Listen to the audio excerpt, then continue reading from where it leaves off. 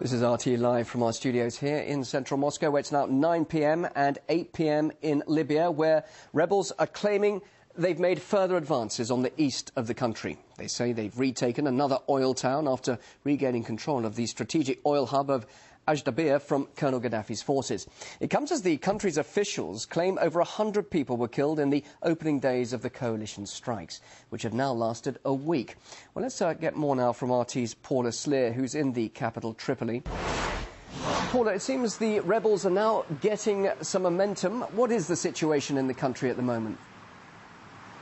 Well, the latest word we have is that the rebels have taken the town of LYBIA, which is a strategically oil-important town in eastern Libya. It is some 160 kilometers from Benghazi. Benghazi, of course, being the heartbeat of this rebel revolution.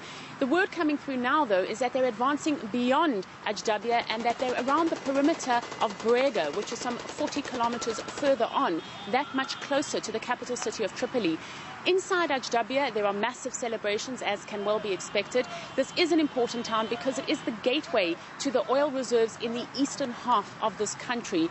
Now, we're hearing, though, from the Libyan government, from the deputy foreign minister, that the international community, far from being neutral, is taking sides in this conflict. He went so far as to accuse them of siding with the rebels in the sense that their airstrikes are actually causing this advancement. And these claims have been backed up by the rebels themselves.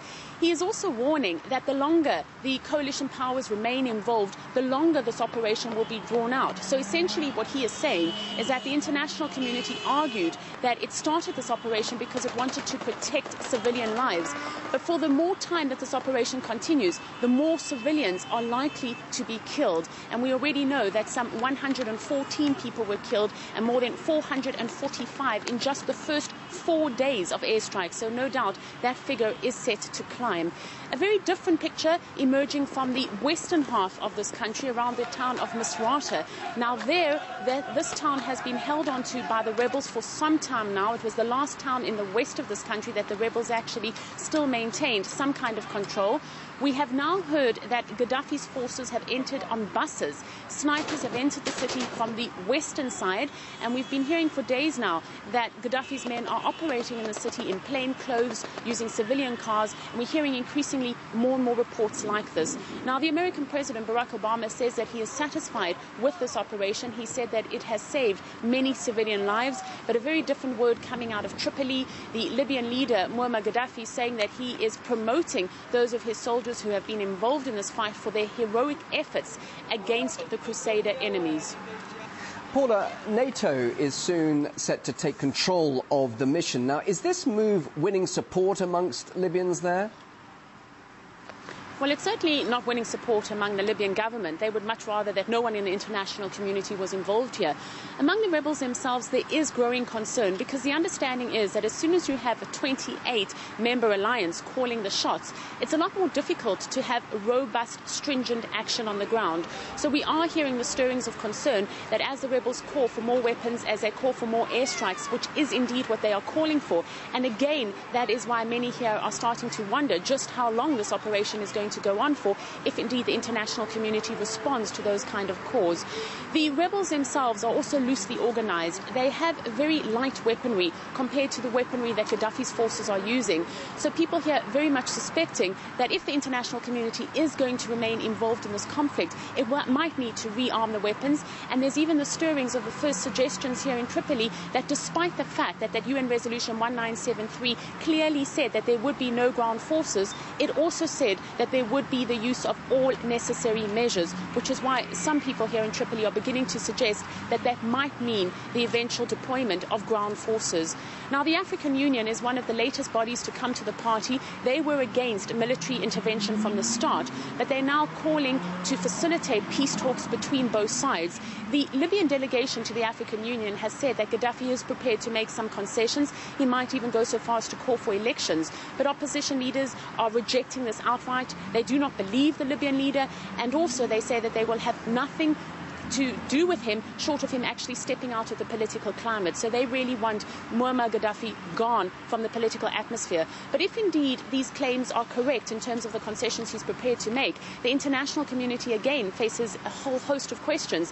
How then can it argue continuing with its operation if indeed the Libyan leader is prepared to meet some of the concessions that have been demanded of him? RT's Paula Sleer, thanks very much indeed for that live update from Tripoli. Well, as Colonel Gaddafi's troops exchange fire with rebels and the coalition forces continue their strikes, many Libyans are fleeing their homes. Hundreds of thousands have already become refugees in the ongoing violence, and more are expected to join them. As RT's Igor Piskunov reports now from the Libyan-Egyptian border.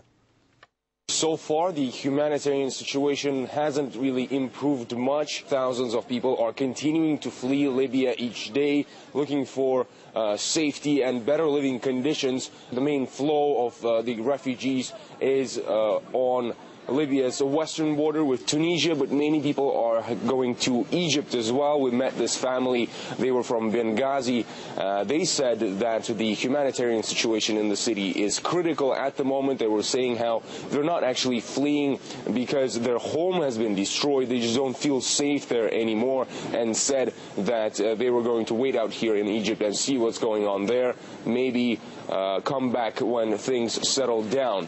When it comes to Egypt, actually, many towns and cities near the Egyptian-Libyan border, security has been really strengthened there. Also, there have been changes on the Egyptian-Libyan border itself. If we hear that just several weeks ago, it was patrolled basically only by Egyptian border guards who were people who were letting people in and out of the country. Now it's being patrolled by both sides. There are representatives of the so-called national police in Libya who are also checking documents of the people that are going through the border. So maybe the opposition is gaining some more control over the situation, and perhaps just some plain discipline. But judging by these figures, thousands of refugees each day, and in total, according to the UN, over 300,000 people have already fled Libya. The situation hasn't improved much, and the goal of the whole military operation by the alliance, which was to improve the lives of ordinary people and make it safer for ordinary people to live there at the moment in Libya, that still has not been changed, unfortunately.